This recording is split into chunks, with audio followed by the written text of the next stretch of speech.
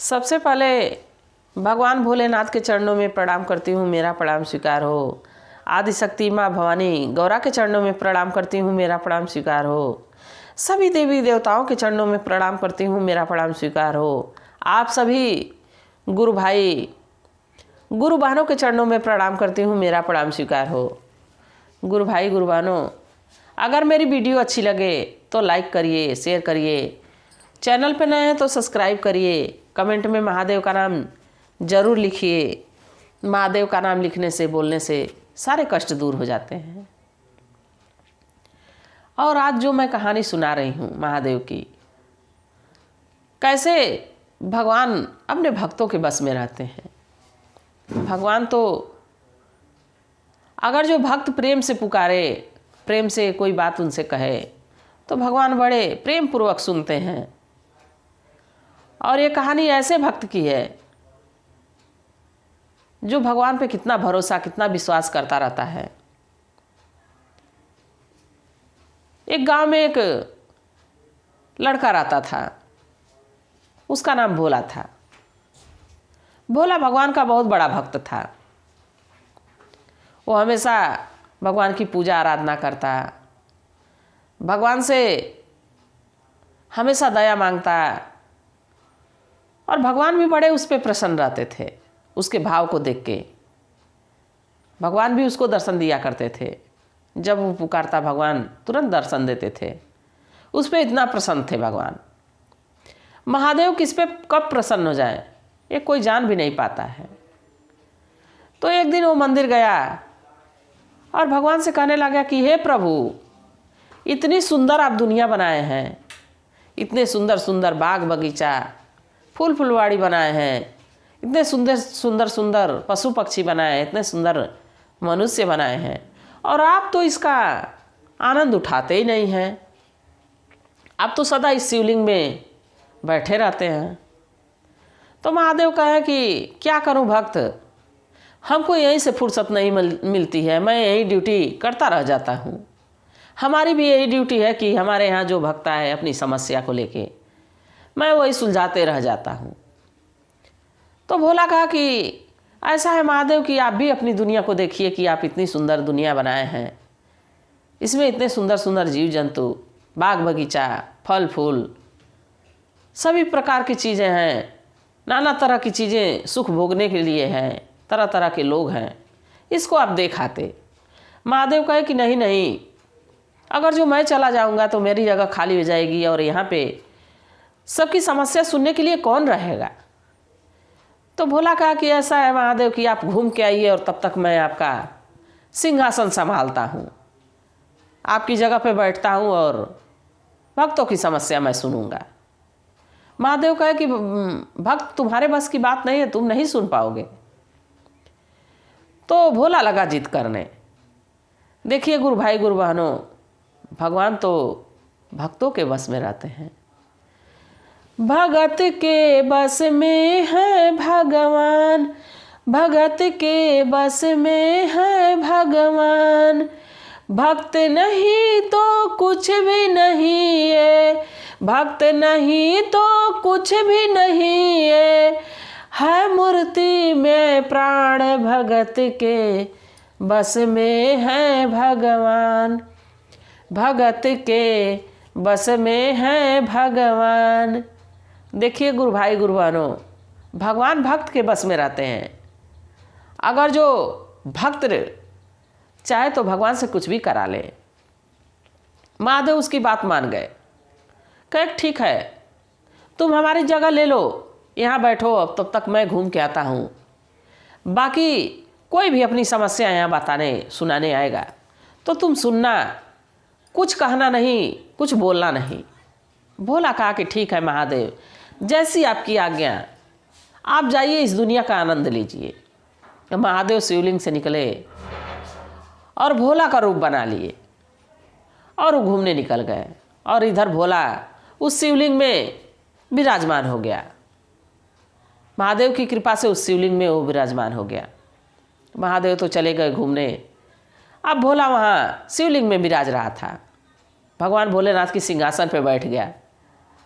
देखिए गुरु भाई गुरु बहनों, जब भगवान का ही सिंहासन भक्त को मिल जाए तो भक्त तो अपनी कूटनीति, अपनी चाल नीति दिखाने ही लगता है। जब भोला उस सिंहासन पे बैठ गया तो कुछ ही क्षण बाद एक सेठ जी आए। सेठ जी बड़ा सा बैग लिए हुए थे, नोटों से भरा हुआ, और वो किसी अच्छे कार्य के लिए जा रहे थे पैसा लेके, और पैसा वहीं रखे और भगवान के दर्शन करने लगे। महादेव से अपनी अर्जी लगाने लगे, अपनी बात बताने लगे, पूजा पाठ करने लगे। और पूजा पाठ करके इतना भगवान में वो मगन हो गए कि बैग को भूल के वहीं चले गए। अब यह बात भोला देखते रहा। कहा कि इतना बड़ा सेठ और भगवान की पूजा करके और पैसा भूल के चला गया। जैसे सेठ जी गए वैसे ही एक गरीब किसान वहाँ पे पहुँच गया भगवान के दर्शन करने।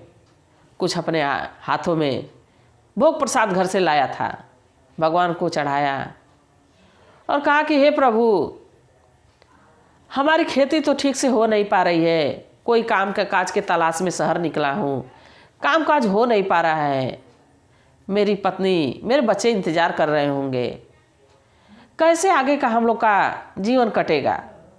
हे महादेव, हम पे दया करिए। अब दया मांगने लगा। अब भगवान भोलेनाथ के सामने आंसू बहाने लगा। जब पूजा पाठ करके अब पीछे मुड़ा तो उसकी नज़र उस बैग पे पड़ती है। बैग खोलता है तो देखता है कि नोटों से भरा हुआ। देखिए महादेव की ऐसी कृपा हुई। बैग उठाता है, कहता है कि हे महादेव, हम नहीं जान रहे थे कि आप इतनी जल्दी हमारी मदद कर देंगे। और वो बैग को उठाता है और लेके अपने घर चला जाता है। अब कुछ ही देर के बाद एक समुद्र के जहाज का ड्राइवर महादेव के मंदिर में आता है। अब पूजा आराधना करने लगता है। कहता है कि हे महादेव, मैं जा रहा हूँ अपनी ड्यूटी पे, अब आगे हमारा परिवार आपके हाथों में है, अब हमारे जीवन की नैया आपके हाथ में है, हमारे परिवार का जीवन आपके हाथ में है, हमारे परिवार को स्वस्थ रखिएगा, बढ़िया रखिएगा, और सकुशल मैं भी अपनी ड्यूटी करके अपने परिवार में आ जाऊं। यही कामना किया, हाथ जोड़ा और वहाँ से जाने लगा। तभी अभी वो निकल ही रहा था ड्राइवर कि सेठ जी तब तक पुलिस लेके आ जाते हैं और कहते हैं कि यही हमारे मंदिर से जाने के बाद यही व्यक्ति आया है और यही मेरा बैग उठा ले गया, कहीं छिपा दिया है, तो इसको पकड़ लीजिए। पुलिस उस ड्राइवर को पकड़ के लेके जाने लगती है। जब वो पुलिस ड्राइवर को पकड़ के लेके जाने लगती है तो शिवलिंग से आवाज़ आती है कि नहीं नहीं, उस बैग को ये नहीं चुराया है, उस बैग को तो इससे पहले जो किसान आया था वो लेके गया है, और उसका फला फला गांव में घर है, वो वहीं पे अपना बैग लेके गया है, इनका बैग लेके गया है। फिर पुलिस वहाँ जाती है और उस किसान को गिरफ्तार करके और जेल में लेके चली जाती है। ड्राइवर को छोड़ देती है, ड्राइवर अपने ड्यूटी पे चला जाता है। तभी कुछ देर के बाद भगवान भोलेनाथ आते हैं और भोला से कहते हैं, भोला क्या क्या तुम हमारे भक्तों से सुने, क्या क्या समस्या उनकी थी, अब मैं घूम के आ गया हूँ। भोला सारी कहानी बताया, कैसे सेठ जी आए, पैसे से भरा बैग छोड़ के चले गए, और कैसे किसान आया अपनी समस्या सुनाया और बैग लेके चला गया, और कैसे ड्राइवर आए जिनको पुलिस पकड़ने आ गई, और महादेव मुझसे रहा नहीं गया, मैं बोल दिया हूँ कि नहीं नहीं, पैसा तो किसान ले गया है, ड्राइवर तो नाहक में आप लोग ड्राइवर को पकड़ रहे हैं, ड्राइवर चोर नहीं है, तो इसलिए किसान को पुलिस ले गई है और ड्राइवर छूट गया है।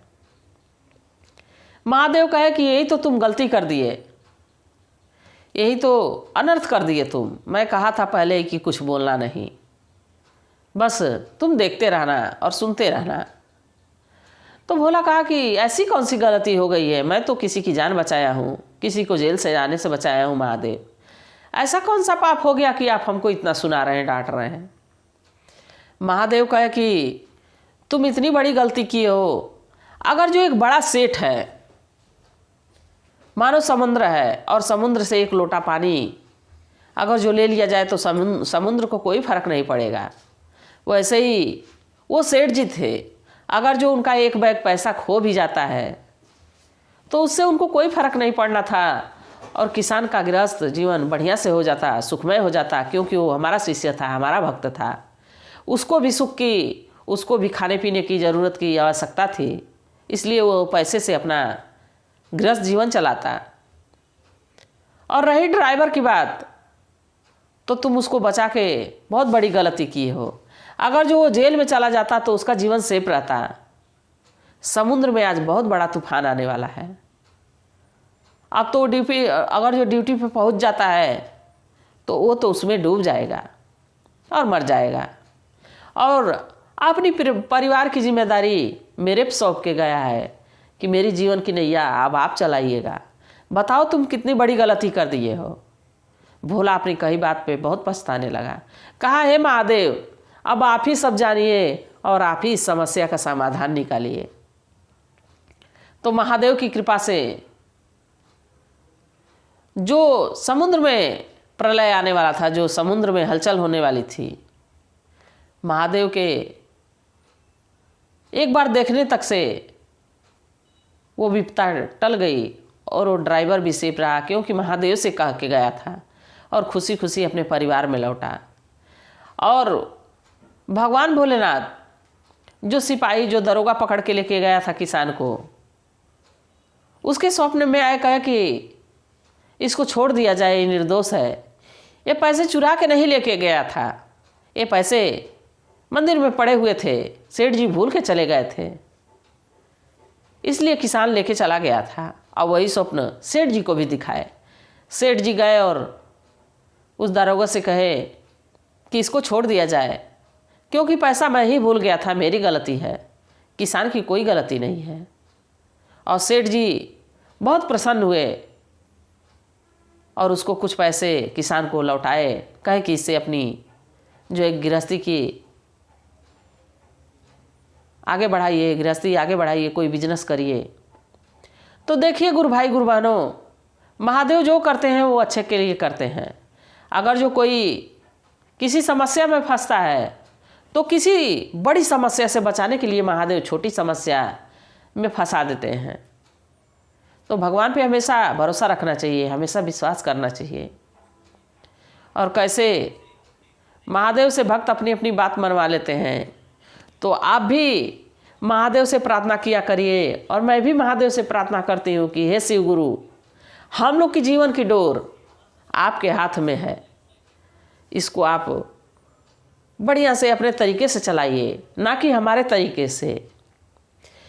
जीवन के डोर कमजोर हो, शिव के गुरु बनाला, जीवन के डोर कमजोर हो, शिव के गुरु बनाला।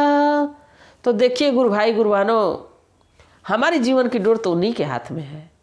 तो भगवान, हे शिव गुरु, हे महादेव जी, हमारे गुरु भाई गुरु बहन जो भी कहानी सुन रहे हैं, जो भी सुनते हैं मेरी कहानी को, उनकी जीवन की नैया आप पार लगाइएगा। इसी कामना के साथ हर हर महादेव।